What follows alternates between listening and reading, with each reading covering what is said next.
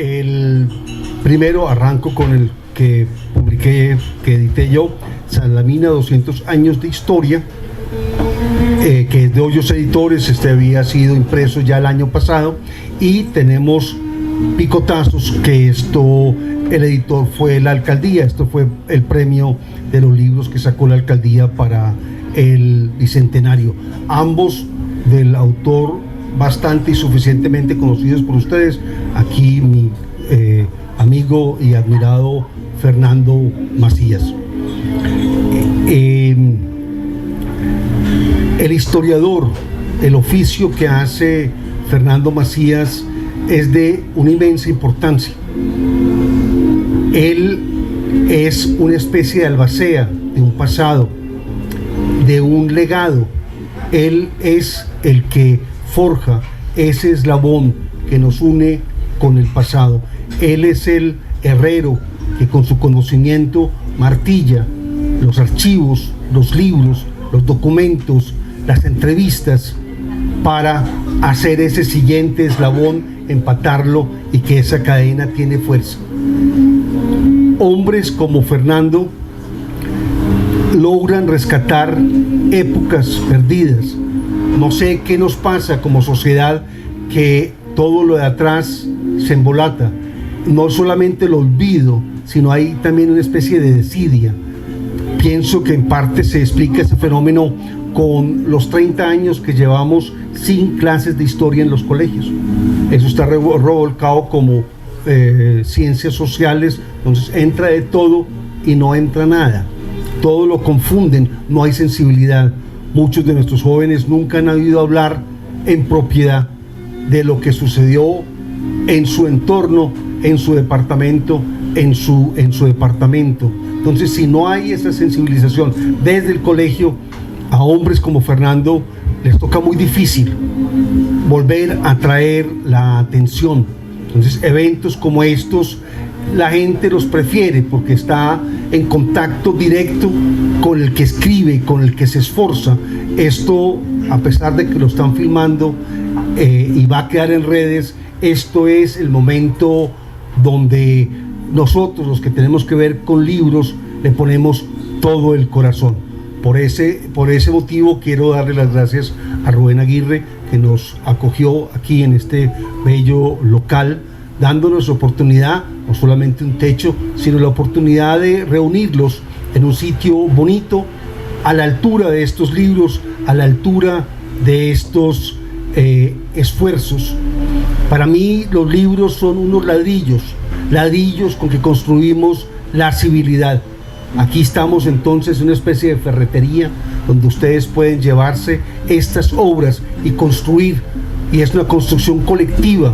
La historia es de todos, la memoria es individual, y aquí estamos dando la materia prima, ese pedazo de barro de 15 centímetros por 12 por 8, que ustedes con su cariño, con su atención, empatan uno con otros y hacen unos edificios, a veces modestos, a veces más grandes, como todo lo del ser humano, dependiendo del esfuerzo, la pasión, la ilusión que se le ponga. El edificio es más grande, es más especial, o simplemente es una copia. Estos libros hechos en provincia son los más originales, son los más luchados, los más sufridos, donde el parto tuvo muchísimas complicaciones, porque todo es adverso, todo es difícil. Y hombres como Fernando, por ende lo admiro tanto, no pierden la esperanza, no pierden la fe. Tiene libros publicados, tiene libros por publicar, está escribiendo otro, está escribiendo otros dos. Es una máquina, es un soñador que se excita ante su computador y escribe y pone otro capítulo y corrige y escribe prólogos para los otros. Está pendiente de lo que él hace, pendiente de los otros escritores, de los otros editores, de los otros lectores, y pendiente de los hechos que deben volverse historia. Fernando, le cedo entonces la palabra para que usted arranque con su picotazo, y yo después, como editor del Verdecito, hago lo mío, o usted quiere cambiar el orden del día, el orden de la noche. No, que yo creo que el público quiere oír su voz. Siga usted.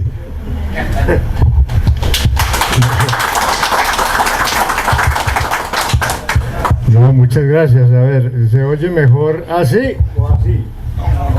Con el micrófono. Con el aparatico. Con el aparatico. Bueno, primero agradecer nuevamente a Rubén, que siempre nos acoge con estas quijotadas. No solamente aquí, en los otros negocios, siempre ha estado presente en todo lo que significa cultura en Salamina. Pocas personas, pues, como él, que entregan prácticamente su negocio para que nosotros, los que, como decía Pedro, soñamos, podamos entregar trabajos de esta clase que ojalá tuvieran, digo yo, una mejor acogida. Segundo, agradecerles a todos ustedes, los que están aquí acompañándonos esta noche. Al fin y al cabo, eso de algún modo es también un sacrificio, de dejar otras actividades por venir a acompañar el lanzamiento de un libro.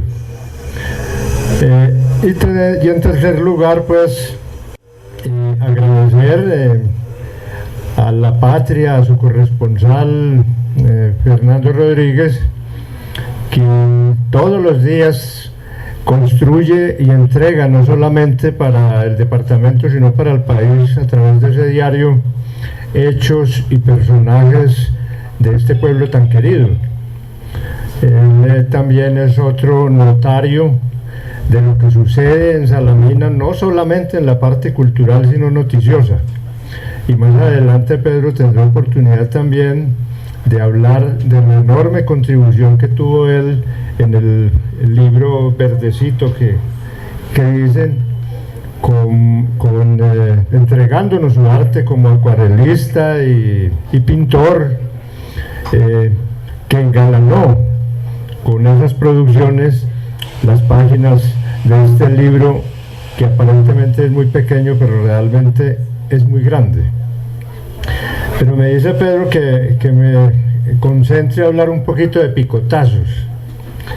Realmente Picotazos es el inicio de una serie de libros que, por cierto, ya están casi terminados y que comprende 4 tomos. Este es este es el primero, y en él hemos querido sobre todo resaltar, para que las nuevas generaciones, especialmente de salamineños, conozcan una serie de personajes que han de mucha relevancia a nivel nacional, internacional, por qué no decirlo, pero poco conocidos en la población. Si uno, por ejemplo, habla por decir alguna cosa, de Ricardo Tirado Macías, pues pocos le darán a uno información aquí sobre él, quién era.